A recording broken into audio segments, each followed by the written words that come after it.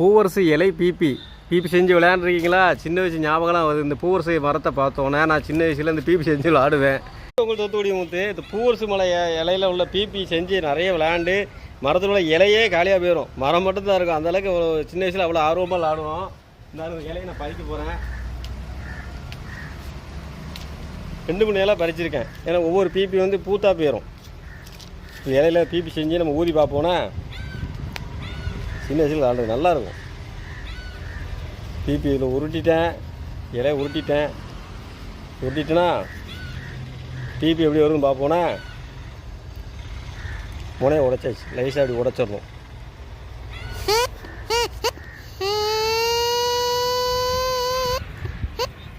பெரிய தில்லான மோகனமாக நினப்பு அப்படின்னு சொல்ல வரீங்க. இந்த வீடியோ பிடிச்சிருந்தா லைக் பண்ணுங்கள். நீங்களும் இந்தமாரி பீப்பி செஞ்சு விளையாண்டுருந்தீங்கன்னா எனக்கு கமெண்ட்டில் சொல்லுங்கள். இந்த வீடியோ ஷேர் பண்ணுங்கள். Okay friends.